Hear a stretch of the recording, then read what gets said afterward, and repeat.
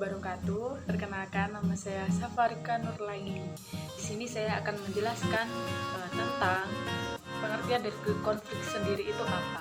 Jadi, konflik merupakan gejala sosial yang akan senantiasa hadir dalam kehidupan kita di setiap ruang waktu, di mana saja dan kapan saja.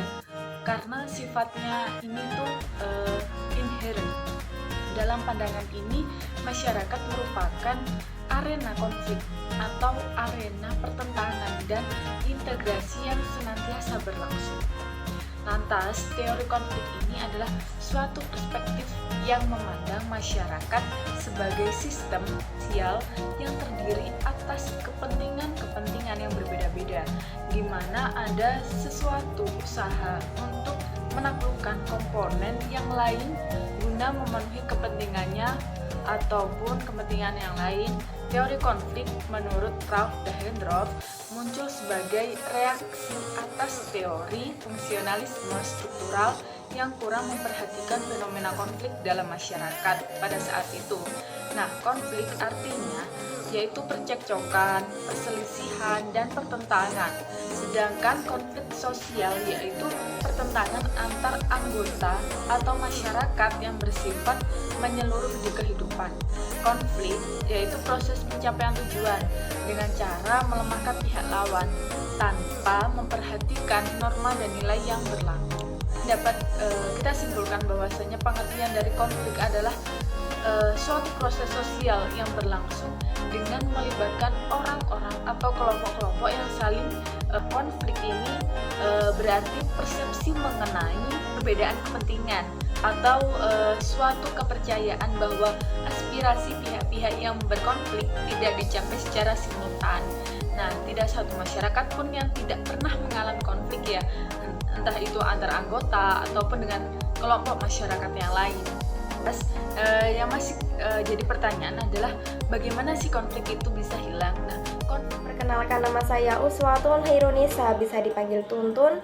Saya di sini akan meneruskan pembahasan terkait otoritas. Nah, otoritas yaitu merupakan kekuasaan yang terletak pada posisi tertentu atau pada suatu lembaga ketika terjadi suatu perubahan. Otoritas maka juga terjadi ketidaksetujuan dan kesetujuan yang didasarkan pada suatu alasan. Nah, disitulah terjadi suatu konflik antara pihak yang disetujui maupun yang tidak disetujui. Nah, berbicara mengenai otoritas menurut Dahrendorf, tugas pertama analisis konflik adalah mengidentifikasi berbagai peran otoritas yang di dalamnya masyarakat. Yang pertama yaitu otoritas yang melekat pada posisi adalah unsur kunci dalam analisis Dahrendorf. Yang kedua yaitu otoritas secara tersirat menyatakan superordinasi dan subordinasi. Yang ketiga, otoritas adalah absah sanksi dapat dijatuhkan pada pihak yang menantang. Nah, berbicara mengenai otoritas di sini itu sesuai dengan kekuasaan pada dalamnya itu suatu masyarakat. Contoh saja di dalam kelas sosial ataupun ada kelas bawah, kelas menengah, kelas atas. Nah, di sana itu mempunyai otoritas masing-masing terkait mempunyai wadah ataupun secara terstruktur di dalam otoritas sendiri. Yang mana itu secara terstruktur sudah menyesuaikan lingkup kekuasaan ataupun frame kekuasaan itu yang seperti apa, yang bagaimana seperti itu. Nah, berbicara mengenai otoritas itu adalah satu kekuasaan yang mana itu sudah terjadi dalam masyarakat yang sesuai dengan tupoksinya masing-masing seperti itu. Nah, hanya sedikit penjelasan saya terkait otoritas. Mungkin kita bisa sharing-sharing bareng terkait otoritas ataupun konflik yang mana tidak terlepas dari manusia, ya seperti itu. Tentang kekuasaan. Pertama-tama, perbedaan antara otoritas dan kekuasaan. Kekuasaan cenderung menaruh kepercayaan pada kekuatan. Nah, sedangkan otoritas adalah kekuasaan yang dilegitimasi, kekuasaan yang telah mendapat pengakuan umum. Nah, yang terpenting ialah bahwa suatu asosiasi yang harus dikoordinasi adalah setiap organisasi di mana otoritas itu ada, yang secara praktis harus melibatkan semua organisasi. dan keberadaan otoritas itu sendiri menciptakan kondisi-kondisi untuk konflik. Titik tolak untuk melihat kekuasaan dan otoritas tidaklah sangat berbeda dari Persons. Keduanya melihat hal itu sebagai suatu keharusan. Walaupun Dahrendorf kelihatannya kurang senang dengan istilah prasyarat fungsional. Keduanya setuju bahwa suatu fungsi dari kekuasaan adalah untuk mengintegrasi sebuah unit dan mendorong pemenuhan yang gagal dilakukan oleh norma-norma dan nilai-nilai. Sementara Persons menekankan aspek integratif, yakni kekuasaan menemukan kebutuhan-kebutuhan dari keseluruhan sistem. Dahrendorf mengatakan hal itu bersifat memisahkan. Alasannya yaitu bahwa hal itu menimbulkan kepentingan-kepentingan yang bertentangan dan peran yang diharapkan. Lanjut, kekuasaan merupakan sumber-sumber yang menakutkan dan mereka yang memegangnya memiliki kepentingan untuk mempertahankan status quo.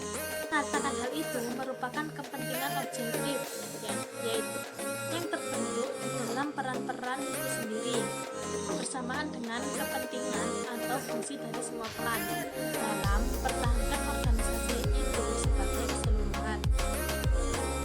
Nah, dunia sosial karenanya distruktur ke dalam kelompok-kelompok yang secara potensial mengandung konflik.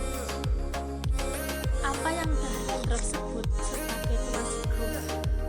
Hal ini tentu saja sejauh teori berkembang sebagai suatu teori, langkah berikutnya terdiri dari proposisi-proposisi empiris yang bersifat umum tentang kondisi-kondisi yang membuat kelompok-kelompok puasi menjadi kelompok-kelompok konflik. Kondisi-kondisi yang berbeda yang berakibat dalam tipe konflik yang berbeda dan kondisi-kondisi yang menentukan hasil-hasil berikutnya. Karena itu, dibandingkan dengan fungsionalisme struktural, maka teori Dahrendorf adalah suatu yang dalam tingkat rendah terbagi menjadi dua bagian. Yang pertama yaitu suatu proposisi teoritis pokok, bahwa struktur-struktur peran melahirkan pertentangan dan juga kepentingan-kepentingan yang bersifat komplementer. Yang kedua, deskripsi-deskripsi umum tentang kondisi-kondisi yang mengakibatkan konflik-konflik. Nah, ini maksudnya konsep sentral dari teori ini adalah wewenang dan posisi. Keduanya itu merupakan fakta sosial. Dalam teori konflik, wewenang dan juga kekuasaan merupakan faktor yang menentukan terjadinya konflik sosial. Perbedaan wewenang adalah suatu tanda dari adanya berbagai posisi dalam masyarakat. Perbedaan posisi serta perbedaan wewenang di antara individu dalam masyarakat itulah yang harus menjadi perhatian utama para sosiolog. Struktur yang sebenarnya dari konflik-konflik harus diperhatikan di dalam susunan peranan sosial, dibantu oleh harapan-harapan terhadap kemungkinan mendapatkan dominasi.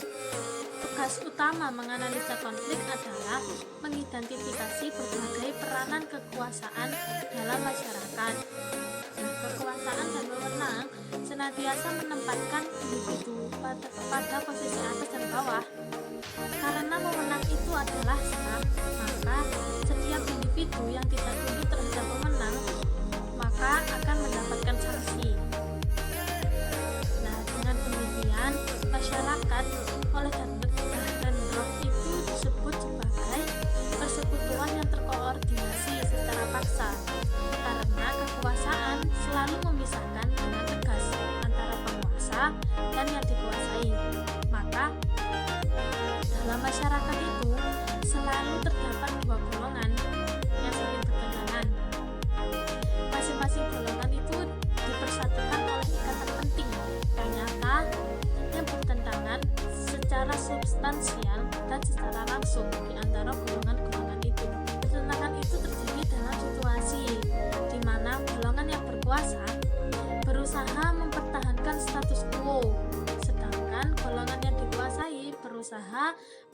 untuk mengadakan perubahan-perubahan. Nah, pertentangan kepentingan ini selalu ada setiap waktu dan dalam setiap struktur. Karenanya, kekuasaan yang sah selalu dalam keadaan terancam bahaya dari golongan yang anti status quo. Kepentingan yang terdapat dalam satu golongan yang tertentu selalu dinilai objektif oleh golongan yang bersangkutan dan selalu berdempetan dengan posisi individu yang termasuk ke dalam golongan itu. Seorang individu akan bersikap dan bertindak sesuai dengan cara-cara yang berlaku dan yang diharapkan oleh golongannya. Yang sebelumnya perkenalkan, nama saya Ina Musa. Di sini saya akan melanjutkan yaitu mengenai resolusi konflik menurut Ralph Dahl. Jadi resolusi konflik sendiri itu diartikan sebagai upaya penanganan atau penanggulangan sebab-sebab konflik atau penyelesaian konflik dengan menciptakan hubungan baru yang bisa bertahan lama dan positif di antara pihak-pihak yang mengalami konflik atau pihak-pihak yang sedang berlawanan. Jadi resolusi itu secara gampangnya itu adalah sebuah upaya untuk menyelesaikan konflik. Menurut Dahl ini ada 3 syarat pengaturan konflik. Yang pertama adalah dua belah pihak harus mengakui kenyataan dari situasi yang terjadi di antara mereka. Kata-kata mereka keduanya itu harus ada pengakuan atas kepentingan yang diperjuangkan oleh pihak lain. Jadi kedua belah pihak itu sama-sama mengakui adanya kepentingan kenyataan dari situasi yang terjadi. Yang kedua adalah kepentingan yang diperjuangkan harus terorganisir secara rapi sehingga masing-masing pihak dapat memahami dengan jelas lingkup tuntutan pihak yang lain. Nah, jadi maksudnya adalah kepentingan antara kedua belah pihak tadi itu harus didiskusikan dan disampaikan secara terorganisir dan rapi agar kedua belah pihak itu dapat saling memahami apa yang terjadilah, apa konflik yang atau tuntutan yang diminta. Yang ketiga, kedua belah pihak itu harus menyepakati aturan mainnya atau rule of the game yang menjadi landasan dan pegangannya di dalam berinteraksi di antara mereka. Nah, jadi dalam sebuah penyelesaian konflik ya itu harus ada aturan main atau semacam kesepakatan yang harus disepakati kedua belah pihak, dan kedua belah pihak itu harus menyepakati aturan itu. Selanjutnya yang terakhir adalah ada 3 bentuk pengaturan konflik menurut Ralph Dahl. Nah, yang pertama adalah konsiliasi, yakni pengendalian konflik dengan cara semua pihak yang terlibat harus berdiskusi guna mencapai kesepakatan tanpa adanya pihak ketiga yang memaksa atau memonopoli pembicaraan. Nah, jadi pihak-pihak yang sedang mengalami konflik itu keduanya harus berdiskusi bersama tanpa ada pihak ketiga yang memonopoli pembicaraan.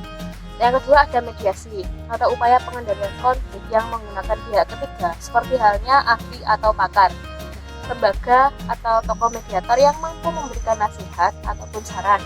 Akan tetapi pihak ketiga ini tidak memiliki hak untuk memberikan keputusan. Maksudnya adalah jadi mediasi ini kita membutuhkan pihak ketiga yang mana dia bisa memberikan saran kepada dua pihak yang sedang konflik. Pihak ketiga ini tidak bisa memberikan keputusan yang pasti untuk menyelesaikan konflik itu yang mediasi. Terakhir ada arbitrasi, yaitu resolusi konflik yang dilakukan oleh kedua belah pihak sepakat untuk mendapat keputusan akhir yang bersifat netral dari arbiter sebagai jalan keluar untuk menyelesaikan konflik. Nah, ini beda dengan mediasi tadi ya. Di arbitrasi ini sebagai pihak ketiga dia memberikan keputusan akhir untuk menyelesaikan konflik.